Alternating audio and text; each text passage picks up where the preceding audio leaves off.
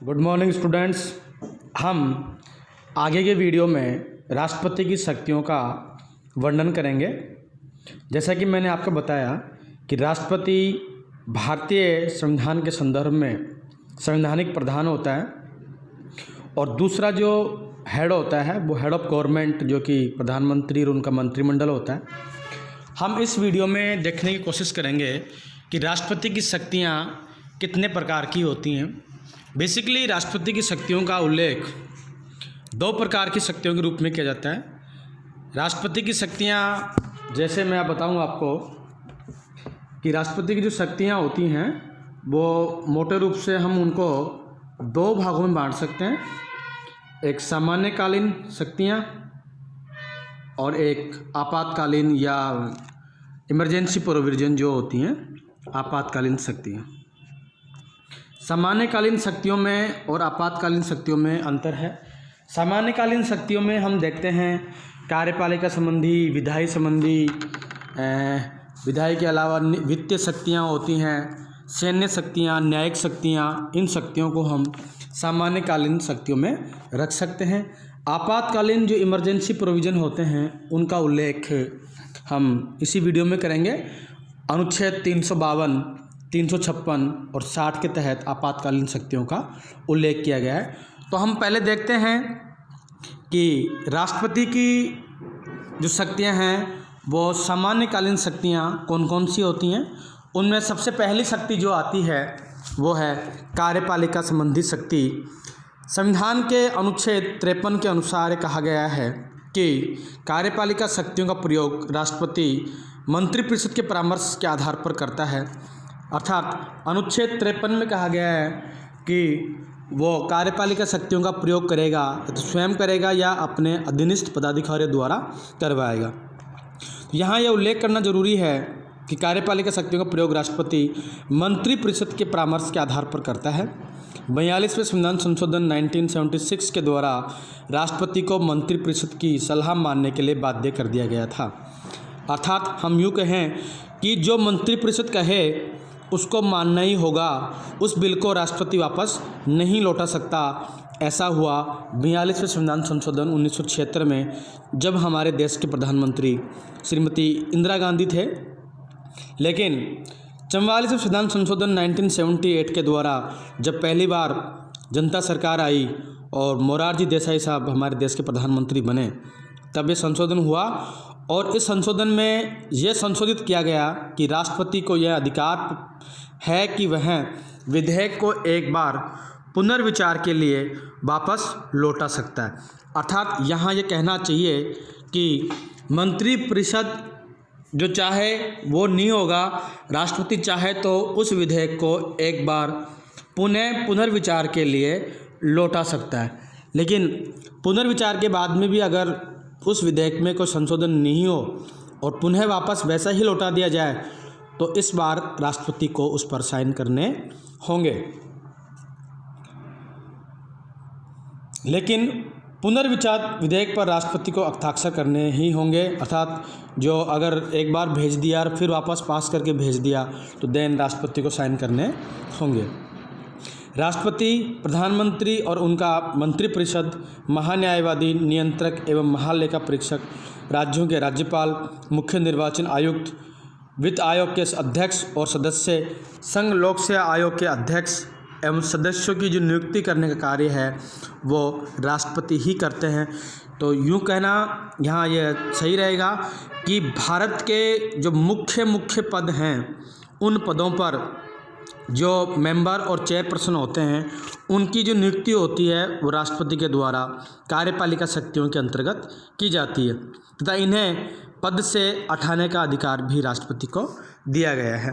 तो पहली जो शक्ति हुई कार्यपालिका संबंधी शक्ति, इसमें संघ की कार्यपालिका राष्ट्रपति में निहित होती है जिसे वह स्वयं या अपने अधीनस्थ अधिकारियों द्वारा प्रयोग में लाता है। राष्ट्रपति को मंत्रणा या सलाह देने के लिए मंत्रिपरिषद का प्रावधान किया गया है 74(1) में, जिसका प्रधानमंत्री होता है। उसकी सलाह पर राष्ट्रपति जी कार्य करते हैं। भारत सरकार के समस्त शासन संबंधी कार्य राष्ट्रपति के नाम से ही किए जाते हैं। तो इस प्रकार से कार्यपालिका संबंधी शक्तियों में हम ये देखते हैं कि अपॉइंटमेंट करते हैं और बेसिक जो कार्य हैं वो करते हैं। दूसरी जो सामान्यकालीन शक्ति है विधायी शक्ति। विधायी का मतलब वित्त से रिलेटेड है, विधायी का मतलब यहाँ कानून से रिलेटेड है।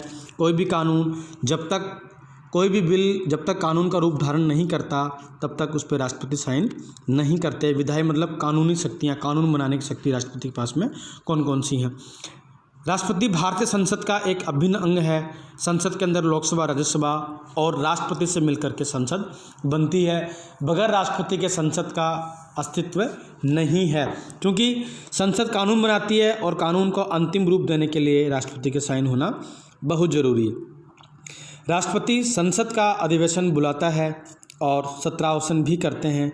वो लोकसभा को उसके निश्चित कार्यकाल से पूर्व भी भंग कर सकते हैं, लेकिन भंग करने में मंत्रिमंडल का परामर्श होना जरूरी है। राष्ट्रपति संसद के संयुक्त अधिवेशन को संबोधित करते हैं। संयुक्त अधिवेशन को बुलाने का कार्य राष्ट्रपति करते हैं और इसकी अध्यक्षता लोकसभा अध्यक्ष करते हैं। वह संसद को संदेश भेज सकते हैं। दोनों सदनों द्वारा पारित विधेयक राष्ट्रपति के हस्ताक्षर के बाद ही कानून का रूप या अधिनियम का रूप लेता है। यहाँ राष्ट्रपति की इम्पोर्टेंस बहुत ज़्यादा बढ़ जाती है कि दोनों सदनों के द्वारा पारित कोई भी विधेयक राष्ट्रपति के बगैर साइन के कानून का रूप धारण नहीं कर सकता। अगर कानून बनाना है, अधिनियम बनाना है, एक्ट बनाना है तो उस पर राष्ट्रपति के साइन होना बहुत ज़रूरी है। उसी के बाद में नोटिफिकेशन निकलता है। राष्ट्रपति लोकसभा में 2 आंग्ल इंडियन सदस्यों को मनोनयन कर सकता है तथा राज्यसभा में ऐसे व्यक्ति जो कला, साहित्य, संस्कृति, विज्ञान, सामाजिक सेवा आदि के क्षेत्र में विशेष योगदान रखने वाले 12 सदस्यों को मनोनीत कर सकता है। तथा संविधान के अनुच्छेद 123 के अनुसार संसद जब विश्रांति काल में होती है, अर्थात जब संसद का सत्र नहीं चल रहा होता है, तो राष्ट्रपति अध्यादेश जारी कर सकते हैं। यह अध्यादेश भी एक तरह से कानून के रूप में ही जारी रहते हैं, जिसका प्रभाव कानून के समान ही होता है। यह अध्यादेश संसद के अधिवेशन प्रारंभ होने के, मतलब अभी सत्र नहीं चल रहा, लेकिन जब प्रारंभ होने के 6 माह तक लागू रह सकते हैं। जैसे मान लो अभी सत्र नहीं चल रहा और 10 दिन बाद में कोई भी सत्र संसद का शुरू होता है, उस दिन से अगले 6 महीने तक ये जो अध्यादेश ऑर्डिनेंस है आर्टिकल 123 के तहत ये लागू रहेगा। संसद विदिन 6 मंथ में उसको संसद द्वारा भी पारित करवा लेती है और तो वो आगे परमानेंट एक लॉ का रूप धारण कर लेता है। लेकिन संसद चाहे तो इसे 6 माह पूर्व भंग कर सकती है और इसके प्रभाव को आगे भी बढ़ा सकती है। मतलब इसको चाहे तो वो आगे भी कन्वर्ट कर सकती है और विदिन 6 मंथ में इसको लैप्स भी कर सकती है। इस प्रकार से ये राष्ट्रपति की वित्तीय शक्तियाँ हुई, विधायी शक्तियाँ हुई। अब हम बात करते हैं वित्तीय शक्तियाँ। जो राष्ट्रपति की वित्तीय शक्तियाँ हैं उनके अंतर्गत राष्ट्रपति को कौन कौन सी शक्तियाँ प्राप्त हैं। इनमें राष्ट्रपति को कुछ शक्तियाँ प्राप्त है, जैसे धन विधेयक को राष्ट्रपति की पूर्व अनुमति से ही संसद में पेश किया जा सकता है। अनुच्छेद 110 के तहत धन विधेयक होता है। कोई विधेयक धन विधेयक है कि नहीं इसका फैसला लोकसभा अध्यक्ष करता है और धन विधेयक केवल और केवल लोकसभा में ही पेश किया जाता है और वो भी राष्ट्रपति की पूर्व अनुमति के पहले लोकसभा में पेश किया जाएगा। उसके बाद वो धन विधेयक राज्यसभा में जाता है। राज्यसभा में उसको पास करना ही होता है। केवल और केवल राज्यसभा उसको 14 डेज 14 दिन डिले कर सकती है। तो हम बात करते हैं वित्तीय शक्तियों की। संसद का बजट प्रत्येक वित्तीय वर्ष में राष्ट्रपति दोनों सदनों के समक्ष भारत सरकार का बजट प्रस्तुत करते हैं। धन विधेयक राष्ट्रपति की पूर्व अनुमति के ही लोकसभा में रखा जा सकता है। राष्ट्रपति वित्त आयोग की नियुक्ति करता है, जो आर्थिक स्थिति के बारे में राष्ट्रपति को परामर्श देता रहता है। इसके साथ साथ राष्ट्रपति जो वित्तीय शक्तियाँ हैं उनमें राष्ट्रपति भारत की आकस्मिक निधि का प्रयोग किसी अप्रत्याशित स्थिति के लिए भी कर सकता है। वार्षिक वित्तीय विवरण यानी बजट को संसद के समक्ष रखना राष्ट्रपति का कार्य है। जब संसद में बजट सत्र शुरू होता है तो अभिभाषण पहले राष्ट्रपति का होता है। तो इस प्रकार से हम कह सकते हैं कि संसद के समक्ष जो एक एनुअल बजट होता है उसको पेश करने का कार्य राष्ट्रपति करते हैं। ये इनकी शक्ति है। अनुदान की कोई भी मांग उसकी सिफारिश के बिना नहीं दी जा सकती। इस प्रकार से हम कह सकते हैं कि ये कुछ शक्तियाँ, वित्तीय शक्तियाँ जो राष्ट्रपति पर निर्भर हैं, राष्ट्रपति के अंतर्गत आती हैं। आगे बात करते हैं हम न्यायिक शक्तियाँ। राष्ट्रपति के पास में कौन कौन सी न्यायिक शक्तियाँ हैं, उन शक्तियों को हम देखते हैं। राष्ट्रपति उच्चतम न्यायालय के तथा उच्च न्यायालय के न्यायाधीशों की नियुक्ति करने का कार्य जो है, वैसे तो कार्यपालिका के अंतर्गत भी आ जाती हैं।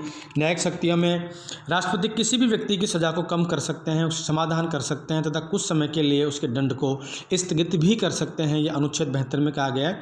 अनुच्छेद 143 के अनुसार राष्ट्रपति सार्वजनिक महत्व के प्रश्न पर उच्चतम न्यायालय से परामर्श भी मांग सकता है, लेकिन उस परामर्श को मानना राष्ट्रपति के विवेक पर डिपेंड करता है कि राष्ट्रपति जो 143 के तहत जो परामर्श मांगा गया था सुप्रीम कोर्ट से, उसको राष्ट्रपति चाहे तो मान भी सकते हैं और चाहे तो उसको मना भी कर सकते हैं। इस प्रकार से ये राष्ट्रपति की शक्तियां हैं।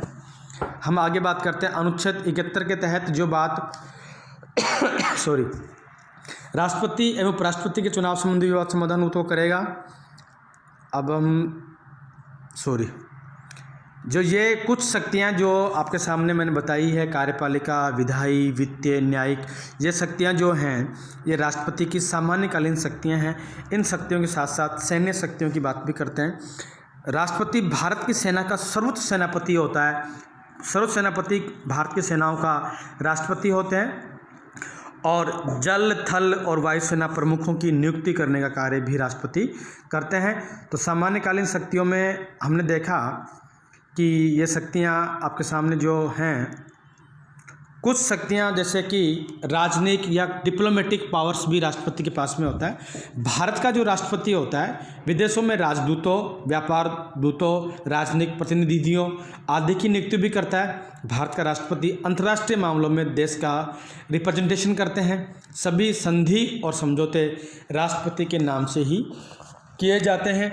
बगैर राष्ट्रपति के नाम से या सिग्नेचर से कोई संधि या समझौता वैलिड नहीं होता।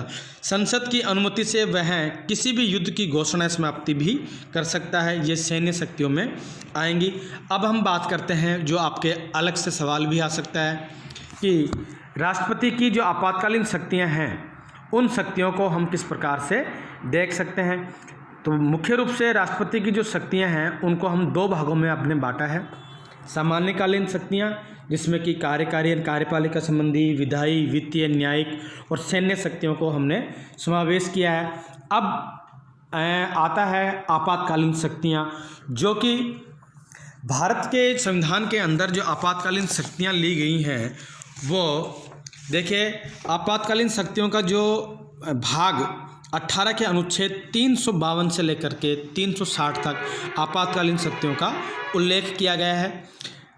अब इनका उद्देश्य क्या रहा है आपातकालीन शक्तियाँ जोड़ने का? संविधान में जोड़ने का मुख्य कारण, इनका वजह जो थी वो ये थी कि देश की संप्रभुता, एकता, अखंडता और लोकतांत्रिक राजनीतिक व्यवस्था को यथावत एवं सुरक्षित रखना आपातकालीन शक्तियों को जोड़ने का प्रमुख वजह या प्रमुख उद्देश्य था। आपातकालीन जो उपबंध हैं ये एवं प्रशासनिक विवरण जो संबंधित प्रावधान हैं वो 1935 से लिए गए, जबकि आपातकाल के समय मूल अधिकारों के स्थगन संबंधी प्रस्ताव वो जर्मनी के वाइमर संविधान से ग्रहण किए गए हैं। आपातकालीन उपबंध का प्रावधान भारतीय संविधान की एक अनूठी विशेषता है, जिसके अंतर्गत आपातकालीन परिस्थितियों में भारतीय शासन व्यवस्था बिना किसी औपचारिक संविधान संशोधन के संघीय स्वरूप से, वैसे तो भारत संघात्मक है, लेकिन संघात्मक स्वरूप से भारत जब इमरजेंसी प्रोविज़न लागू हुए होते हैं तब एकात्मक स्वरूप धारण कर लेता है। इनका वर्गीकरण करने के लिए मैं ये बताना चाहता हूँ कि आपातकालीन जो क्लासिफिकेशन ऑफ इमरजेंसी प्रोविजंस हैं उनको मुख्य रूप से 3 भागों में बांटा जा सकता है। पहला जो है अनुच्छेद 352, उसको हम राष्ट्रीय आपात कहते हैं। दूसरा जो है 356, उसको राज्यों में संवैधानिक तंत्र की विफलता या इसे हम राष्ट्रपति शासन भी कहते हैं। अनुच्छेद 356 राष्ट्रपति शासन है, 352 राष्ट्रीय आपात है और 360 जो अनुच्छेद 360 है, तीसरा जो इसका रूप होगा, चरण होगा, भाग होगा, उसको बोलेंगे वित्तीय आपातकाल। हम यहाँ देखते हैं भारतीय संविधान के भाग 18 के अनुच्छेद 352 से लेकर के 360 तक राष्ट्रपति की संकटकालीन शक्तियों का उल्लेख किया गया है। ये 3 प्रकार की हैं। 352 में क्या होता है? संविधान के अनुच्छेद 352 के अनुसार जब युद्ध, बाह्य आक्रमण या सशस्त्र विद्रोह की स्थिति उत्पन्न हो जाए, ऐसी स्थिति में राष्ट्रपति आपातकाल की घोषणा करने का अधिकार रखते हैं। इसे राष्ट्रीय आपात कहा जाता है। 356 जो है, इसके अंतर्गत राष्ट्रपति किसी राज्य में संवैधानिक तंत्र के विफल हो जाने पर केंद्र की आज्ञा मानने से इनकार करने अथवा संविधान में के प्रावधानों का पालन न करने की स्थिति में उस राज्य में आपातकाल की घोषणा कर सकता है। अर्थात हम यूँ कह सकते हैं, किसी भी राज्य में संवैधानिक तंत्र के विफल होने पर राज्यपाल की रिपोर्ट के आधार पर मंत्रिमंडल की परामर्श या सलाह पर राष्ट्रपति संबंधित राज्य में आपातकाल की घोषणा कर सकता है। इस आपातकाल को राष्ट्रपति शासन के नाम से जाना जाता है। इस दौरान संबंधित राज्य का शासन वह स्वयं अपने हाथ में ले लेते हैं और उसका अधिकार, कानून बनाने का अधिकार संसद के पास ऑटोमेटिक चला जाता है। इसे राष्ट्रपति शासन या संवैधानिक आपात भी कहा जाता है, जो भारत में आज तक लगभग 120 के आसपास बार लग चुका है राज्यों में। और जो पहला था 352, वो केवल 3 बार लगा है। और तीसरा जो है वो वित्तीय आपातकाल जो है वो भारत में आज तक एक बार भी नहीं लगा है। इस वित्तीय आपातकाल की घोषणा राष्ट्रपति तब करते हैं जब 360 के अनुसार देश की वित्तीय साख को संकट उत्पन्न हो जाए या देश की वित्तीय साख खतरे में आ जाए। ऐसी स्थिति के अंदर मतलब पैसों की इमरजेंसी आ जाए, पैसे नहीं है या बहुत पैसों की दिक्कत आने लग जाए, तो राष्ट्रपति वित्तीय आपात की घोषणा कर सकते। भारत में अब तक वित्तीय आपातकाल की घोषणा नहीं की गई है। राष्ट्रपति की उद्घोषणा के बाद 2 माह के अंदर संसद के दोनों सदनों द्वारा इसे साधारण बहुमत से पारित करना आवश्यक है। संसद की एक बार मंजूरी मिलने के बाद यह तब तक प्रभावी रहता है जब तक इसे वापस नहीं लिया जा सकता। अब ये जो आपातकालीन प्रोविज़न है, इनका मैंने अलग से PDF बना करके आपके ग्रुप में मैंने सेंड कर दिया है। फिर भी आप अनुच्छेद 352, 356 और 360 को उस PDF में पढ़ें। बहुत बढ़िया PDF है, आप उसको पढ़ें। मैं आपको एक बार दोबारा बता देता हूं कि अनुच्छेद 352 के तहत क्या होता है। अनुच्छेद 352 जो है उसके अंदर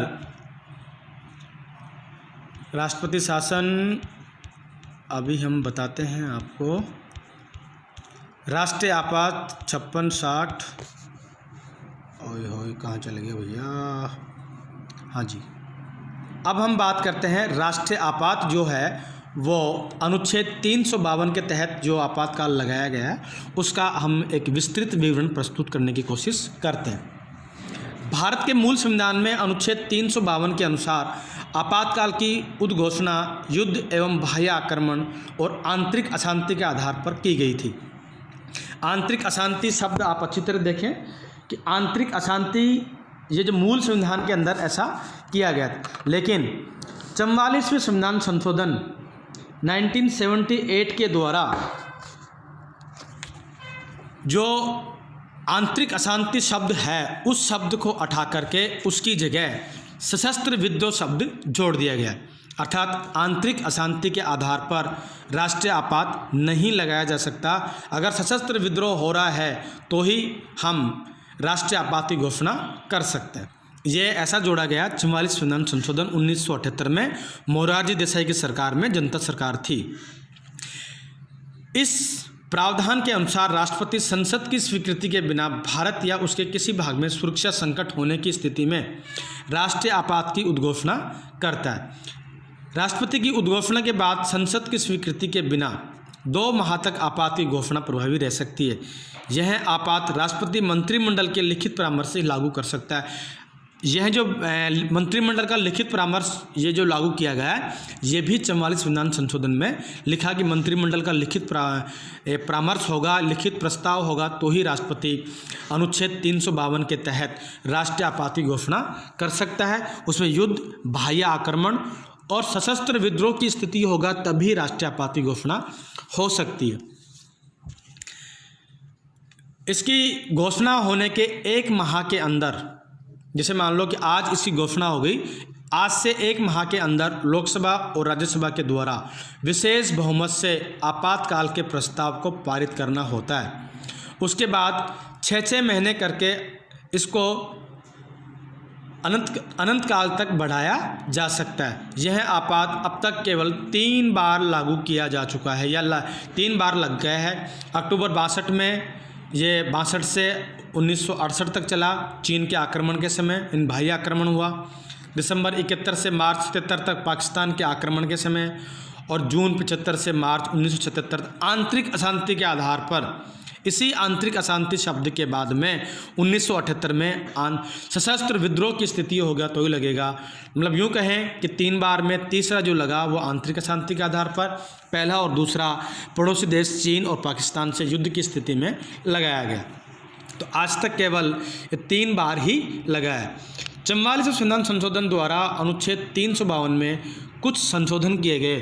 जब मोरारजी देसाई सरकार आई, पहली बार जनता सरकार आई 1978 में, तब इसमें 44वें संविधान संशोधन में कुछ संशोधन किए गए। पहला, आंतरिक अशांति के स्थान पर सशस्त्र विद्रोह शब्द जोड़ा गया। दूसरी बात, मंत्रिमंडल का लिखित परामर्श होगा तभी 352 का प्रयोग होगा, अदरवाइज नहीं हो सकता।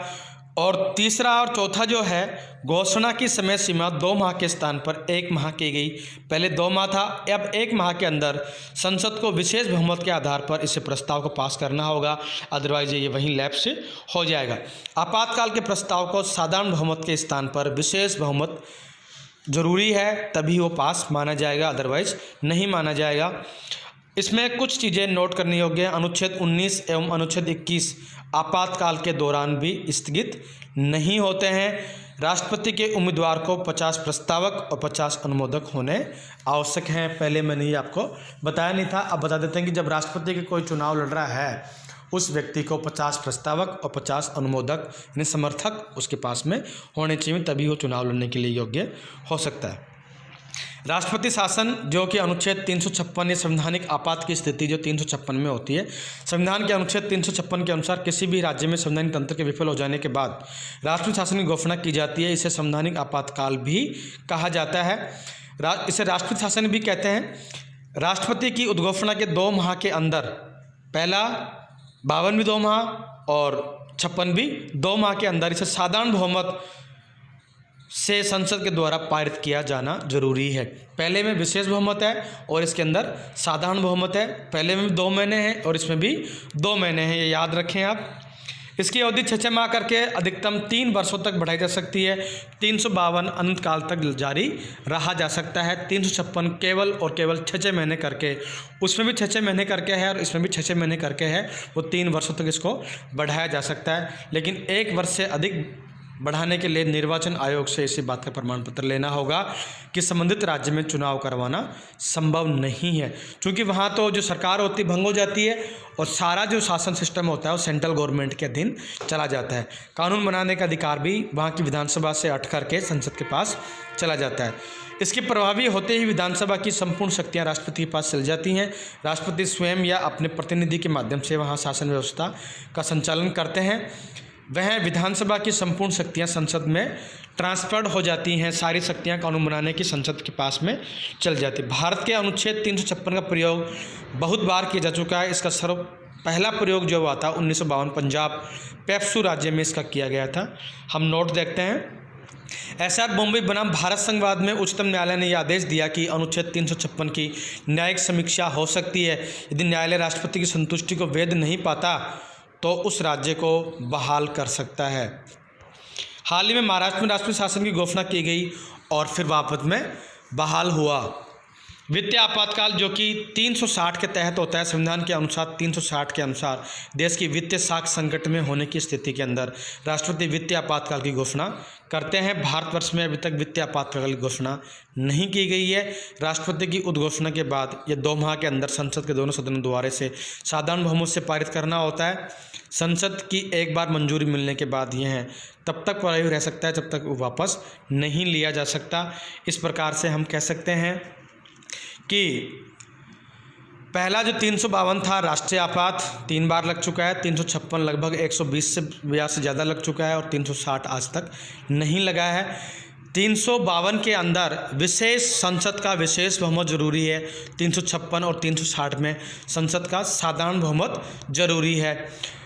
अब उसमें इन तीनों के अंदर 2-2 माह, एक बार राष्ट्रपति ने अगर उद्घोषणा कर दी तो 2 माह तक लागू रह सकता है। बाद में पहले और दूसरे के अंदर 6-6 माह करके पहले को अनंत काल तक लागू किया जा सकता है और दूसरे को अधिकतम 3 वर्षों तक बढ़ाया जा सकता है।